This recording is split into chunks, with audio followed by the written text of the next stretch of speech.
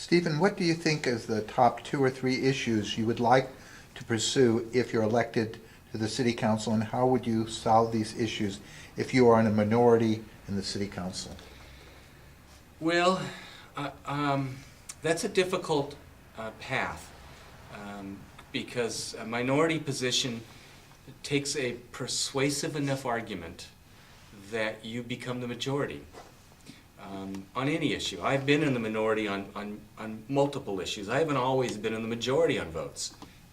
And I was in the minority just recently in a vote last Tuesday on the raising of the pay for Davis City Council members. I disagreed with that in a time in which we are going into budget negotiations. I felt very strong that you shouldn't be asking those to give up money while at the same time you're going to, in a small fashion, raise your own. I don't think that that's the right image and the right symbol.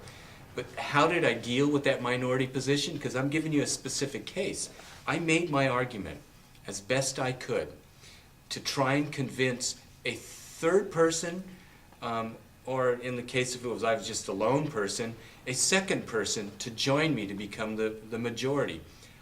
I failed. Me and my colleague who were the 2 people that voted against it, we failed. But we both tried with all of our persuasive capabilities to convince a third person that the path that they were going was the wrong path. The vote's over. It's done. It's and under the rules of process, I can no longer do anything.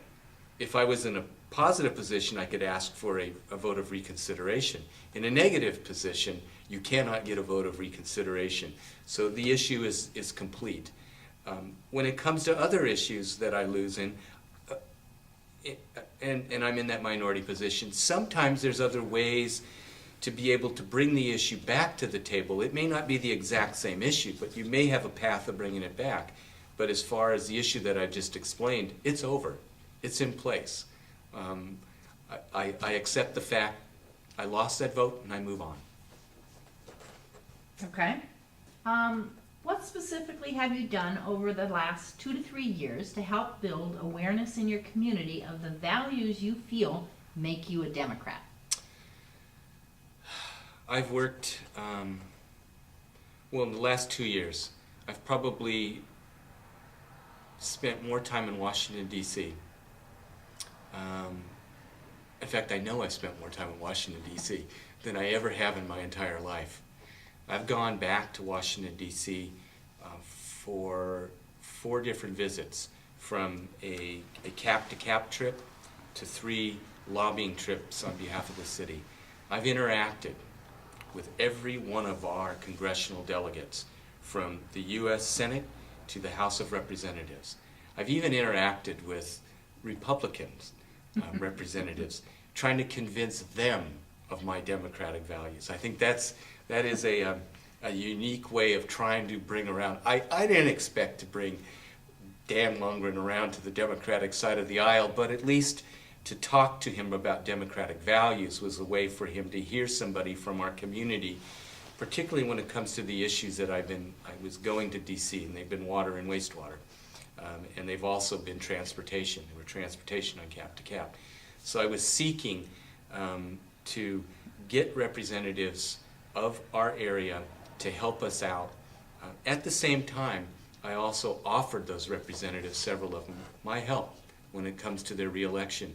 And you have one of those representatives as part of this campaign headquarters, and it's been wonderful to meet with John Garamendi in many capacities, and I'll do whatever I can to help that man get elected. I think he'll be a wonderful servant of our community, just as I worked very tirelessly on behalf of Congressman Mike Thompson, who's been a wonderful representative over these last few years of this wonderful town that we have called Davis.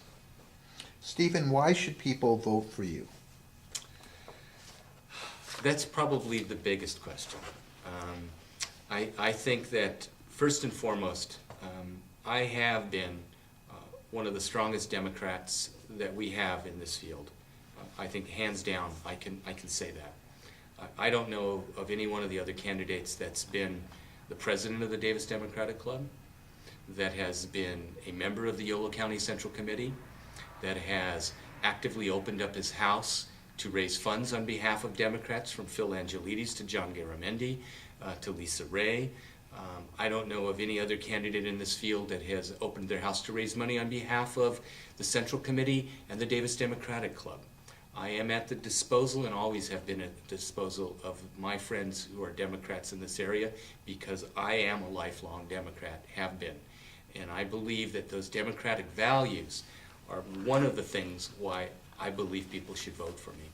I also believe that beyond my democratic values, I have the experience that has been built up of years of activities, from my nonviolent activities to my city service that I've had over the last 24 years.